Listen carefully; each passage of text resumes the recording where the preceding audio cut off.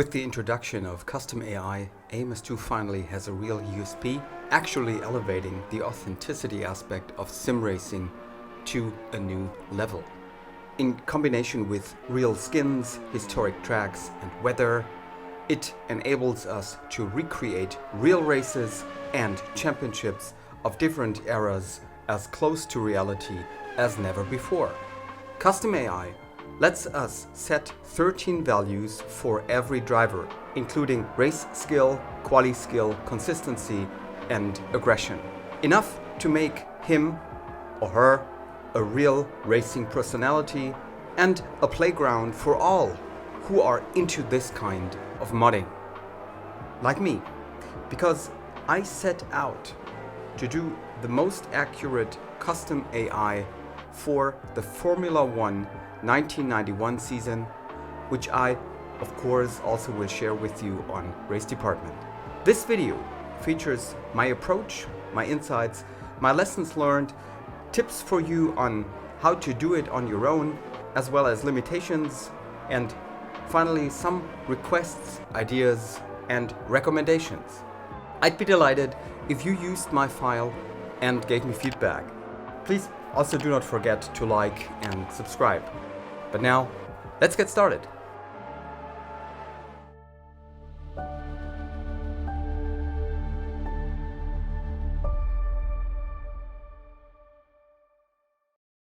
First things first, I wouldn't have been able to do my custom AI without Hammerheart 86's file on RaceDepartment, which I took as a base, and I simply want to thank you, Hammerheart 86, for your work. For me, it was a pretty good ground to build upon. Thank you.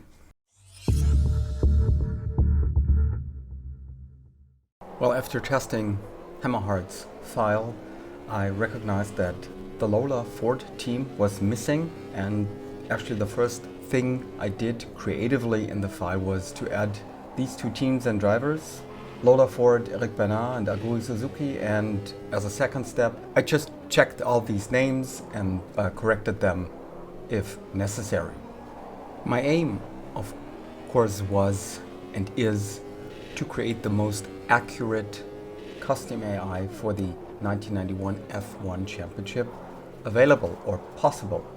So the question is, how do you do that? And of course, my approach was to understand what these values, the 13 values like race skill, quali skill and so on mean. I had some insights and oops moments, which helped me a lot in then fine-tuning this file. So let's just go quickly over these 13 values, because I think this is indispensable when doing a custom AI file. Otherwise, you don't know what you're doing actually.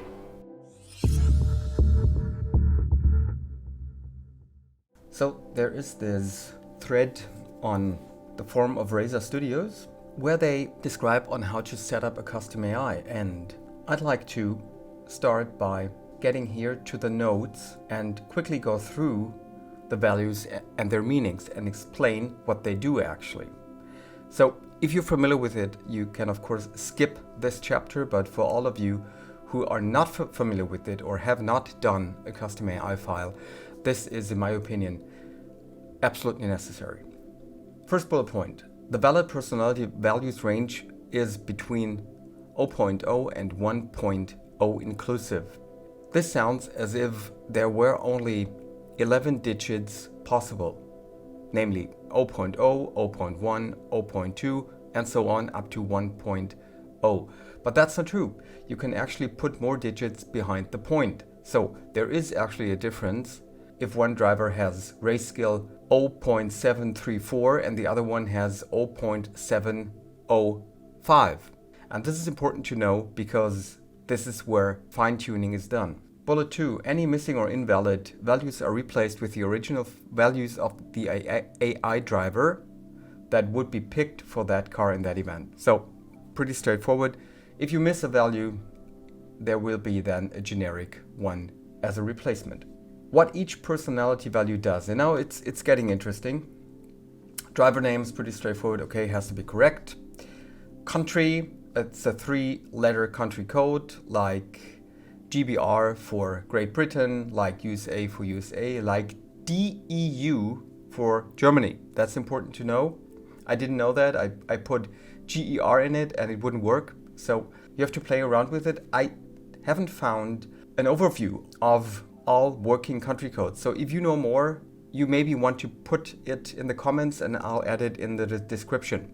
Okay, the core values. Race skill. Race session driver skill. It is mapped into a smaller range based on the opponent skill level slider setting. Example, at 90% opponent skill level, it builds a range from 85% to 95%. A 1.0 race skill driver would be 95% skill, and a 0.0 race skill driver would be 85% skill in this example.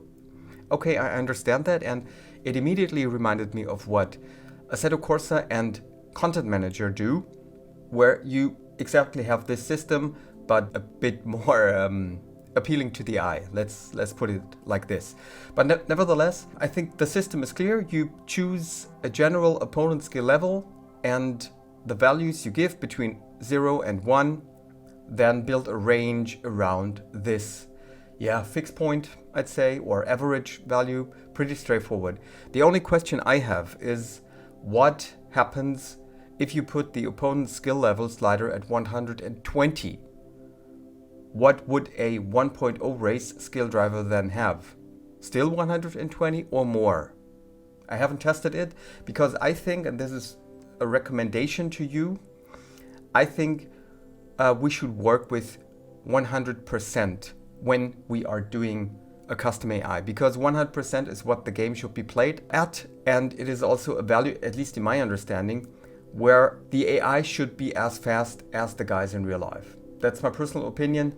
100% is my benchmark. Let's go on. Qualifying skill. Same as above, but for practice qualifying session. Okay, I think no more questions. Aggression. Driver aggression. It is scaled by the opponent aggression slider setting. Examples. And this was an eye-opener for me.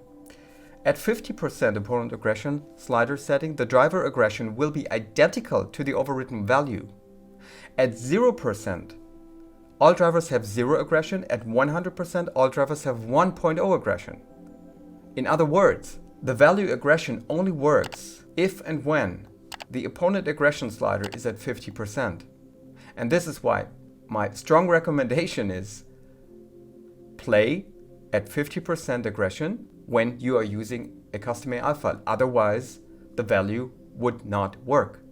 Defending is pretty much the same, but just the pendant, the opposite to aggression. Stamina, also a very interesting value, and I'm glad Reiza put that in. Low stamina value means the driver loses a bit of his skill during the session.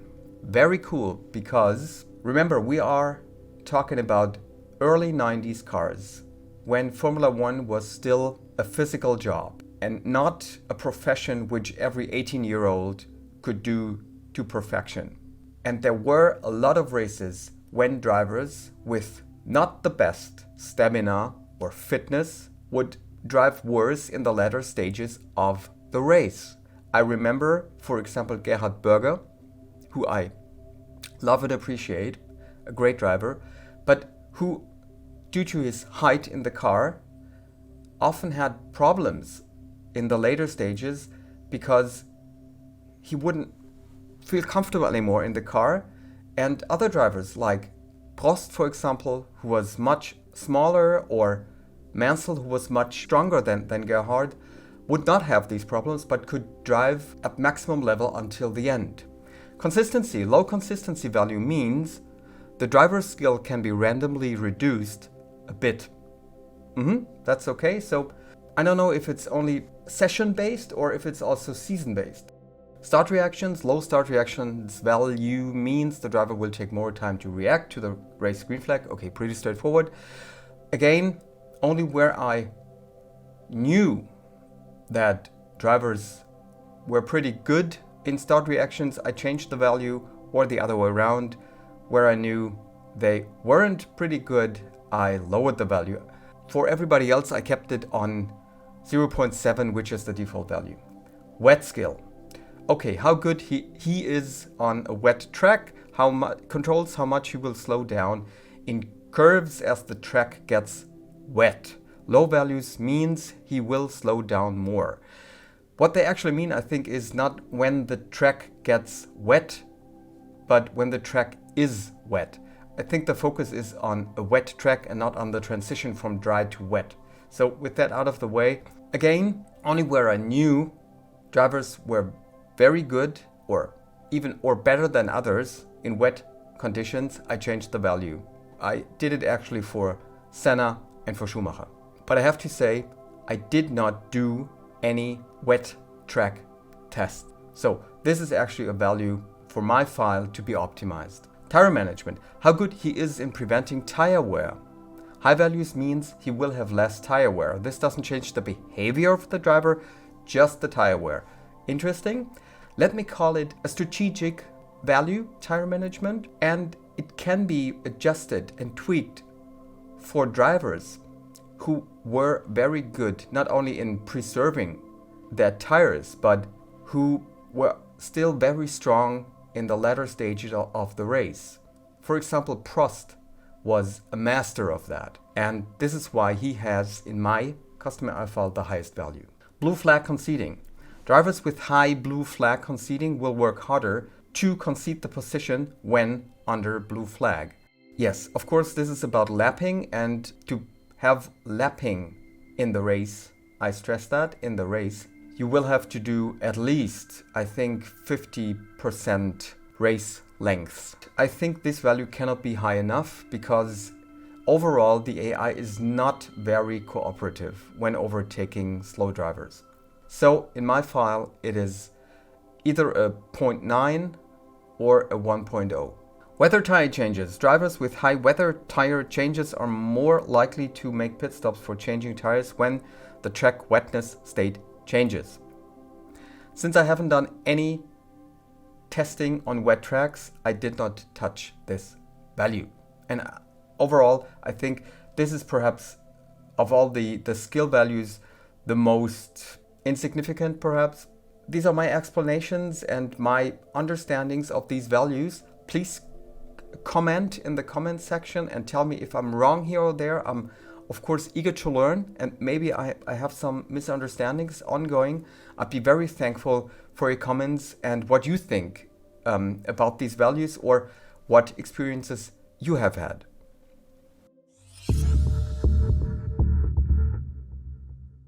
I want to explain my method by the values qualification or qualifying skill and race skill, because these are probably the most important. So for example, Senna has race skill 0.99 and qualifying skill 0.999. Berger has 9.6 and 9.89, and Mansell only has 0.96 and 0.95, for example, although Mansell statistically was better overall in qualifying than Berger. So why these values? This is the proper challenge of doing a custom AI file. Because in the Generation 3 class, there are 3 car models. Reiza does not give us transparent data about how different these models are, but I can tell you the Model 2, which features the Williams, the Jordan, the Lotus, is the best car overall, the fastest car overall. And the McLaren, which is the M1 model, as is the Ferrari and the Minardi, is slower. So how do we get Senna to be then the best overall in qualifying? Yeah, this is by doing tests, of course, by experimenting, by simulating sessions, by doing live sessions, then building averages and playing around with these values, especially in qualifying, which my focus was on, until it sort of matches reality. So in other words, to compensate for the, let's say, inferior M1 model, we will have to decrease the values for those drivers in the best car. In this case, of course, Mansell, Patrese, then Gachot, the Cesaris in the Jordan. That was my approach, focusing on the top teams, the top cars in the 3 different models, and then on the top drivers, that is effectively the top 8, top 10. And then set out to identify the extremes. How did I do that? I looked up Wikipedia for the historic statistics, and here we can see that 1991 Imola, Senna got the pole with a 121.8. Then we had these sort of differences, and for me it was vital and key to look at the time of the worst driver who qualified, which in this case was Julian Bailey in P26 in a 127.9, which is a bit more than 6 seconds off pole. And now I set out and played around with the qualification or qualifying skill until I had reached this gap. The basic work for me was doing qualification skill tweaking until I had this sort of gap, or in other words, until I had identified the extremes. But this, of course, was only, or is only, Imola.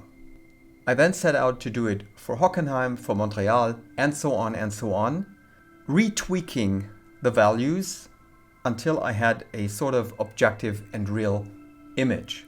That was my prime work before I even got into the race.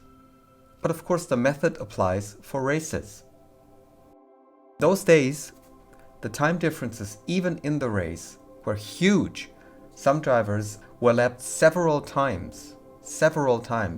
And it wasn't seldom that only the first 3 or 4 stayed within the same lap at the end of a Grand Prix. So remember that. Also the race skill extremes have to be set pretty far away from each other.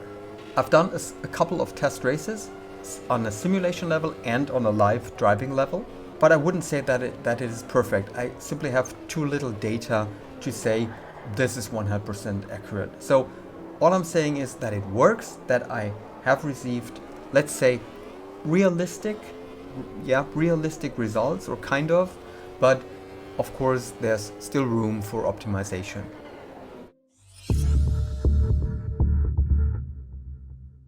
But let's also talk about limitations, shortcomings, requests and ideas.